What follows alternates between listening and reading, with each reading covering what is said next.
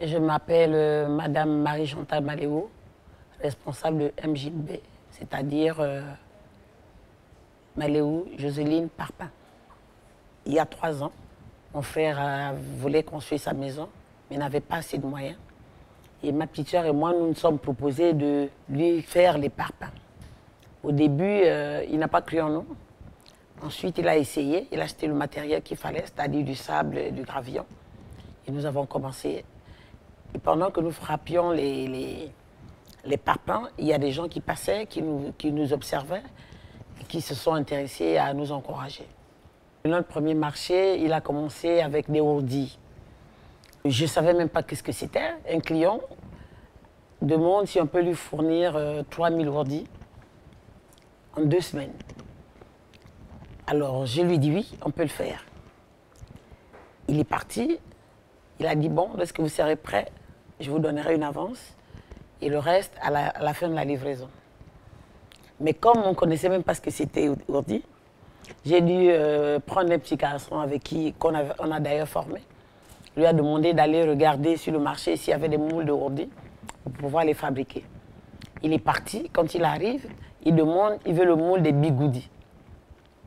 Alors tout le monde l'a pris pour un fou parce qu'il n'y avait pas de moule de bigoudi. Donc quand il rentre, il est tout furieux. Il dit mais tu m'envoyais acheter les moules de bigoudi. Là-bas, il n'y a pas de moule de bigoudi. J'ai été ridicule. Je lui ai dit je ne t'ai pas dit bigoudi, je t'ai dit ourdi. Et moi-même, je me suis levée. Après, je suis allée vérifier les prix. Ils étaient tellement chers et je n'avais pas d'argent pour acheter ce moule. Je suis allée en face. J'ai demandé au briquetier un sujet malien. Je lui ai demandé s'il pouvait me prêter son moule. Il m'a dit que je devais louer. Il m'a dit il me le faisait à 2500. Je lui ai dit non, c'était cher.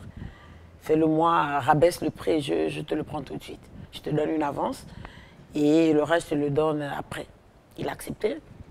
Déjà, il ne savait pas que c'était pour la vente. Il pensait que c'était, comme j'avais commencé avec les parpaings de la maison, il pensait que c'était toujours pour la maison. Alors, il m'a prêté son moule. On a commencé à taper 4-5 sacs. On a vu que la production était bonne. J'ai appelé le monsieur pour venir voir. Il a regardé, il a apprécié. Il nous a donné une forte avance. On a terminé, on a livré ces 3000 ourdis en moins de 2 semaines d'ailleurs. Et il était fier de nous. Donc voilà un peu notre parcours. Pour moi, une femme d'influence, c'est cette femme capable de fédérer des énergies, capable de gérer des hommes. Mon regard est celui d'encourager déjà que nous avons, le président de la République, chef de l'État, a initié la décennie de la femme. Et qu'aujourd'hui, je souhaite que ces femmes-là prennent cet élan-là comme un leitmotiv, de sorte que nos enfants, demain, prennent la relève et qu'ils ne soient plus à la merci de la société dépravée. C'est là où on retrouve nos enfants sortent la nuit parce qu'ils n'ont rien à manger. Nos enfants vont faire des braquages parce qu'ils n'ont pas d'activité. Or, avec une stabilité familiale, ça éviterait les enfants d'aller s'exposer dehors.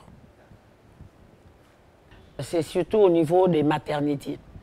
Parce que c'est d'abord le ciment qu'on absorbe et ça a des répercussions parce que parfois quand on discute avec des médecins, ils disent que ça a des répercussions au niveau de l'appareil génital de la femme. Par contre, chez les hommes, eux, ils sont beaucoup plus protégés que nous, les femmes. D'abord, la volonté. Parce que si vous n'avez pas de volonté, vous ne pouvez rien faire. Ensuite, le courage et la détermination. Parce qu'il faut se lever, on se lève à 4 heures. À 4h30, nous sommes sur le site. Après que les jeunes aient fait frapper des parpaings, moi je me charge avec ma petite soeur de les enlever, de les classer, de sorte que lorsque les jeunes arrivent le lendemain, ils n'ont plus à faire ce travail, ils commencent directement le temps parce qu'ils commencent à 6h. Et à 4h, nous sommes déjà sur le terrain. Le secret, c'est vendre son produit, c'est-à-dire la qualité. Quand vous faites de la qualité, vous vendez facilement votre produit et ça fait en sorte que vous ayez une influence de clientèle. Oui, le message est celui-là de se prendre en charge, de prendre en compte cette parité approchant, c'est-à-dire qu'il n'y a pas que des métiers pour des hommes, réservés aux hommes, mais de comprendre et de penser que Les métiers qui sont soit dits pour les hommes sont faits pour tout le monde. À partir du moment où nous sommes constitués de la même manière. C'est-à-dire, nous pensons de la même manière, nous avons la force physique, on peut l'exploiter. Il n'y a pas de secteur réservé aux hommes.